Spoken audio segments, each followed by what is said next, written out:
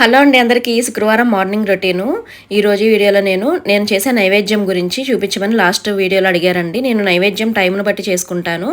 ఇంకా నైవేద్యం చేసుకోవడం కోసం ముందుగా నేను ప్రిపేర్ చేసేసుకొని పెట్టుకుంటానండి. బెల్లం ఇలా తరిగేసి ఫ్రిడ్జ్లో పెడితే ఎన్ని రోజులైనా ఫ్రెష్గా ఉంటుందన్నమాట.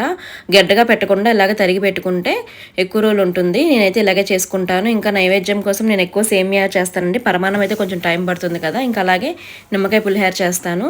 టైంను బట్టి చేసుకుంటాను. ఇంకా ఈరోజు శుక్రవారం యాజ్ యూజువల్ నేను ఎలా పెడతానో గుమ్మం దగ్గర నిమ్మకాయ ఉప్పు అన్నీ పెట్టుకొని అలాగే గుమ్మానికి పసుపు రాసి కుంకుమ బొట్లు పెట్టుకొని గుమ్మాన్ని పూజించుకొని తులసమ్మను కూడా శుభ్రం చేసుకున్నానండి. కొంచెం వర్షం వల్ల కొంచెం పసుపు కుంకాలన్నీ ఇదైనాయి. ఇంకా ఇంట్లో కూడా దీపారాధన చేసుకొని ఇంకా దుర్గమ్మకి అష్టోత్తరం చేసుకున్నానండి. ఈరోజు కొంచెం టైం దొరికింది. ఈరోజు మా అమ్మాయికి లంచ్ ఆఫ్టర్నూన్ ఇవ్వాలి, మార్నింగ్ ఇవ్వలేదు.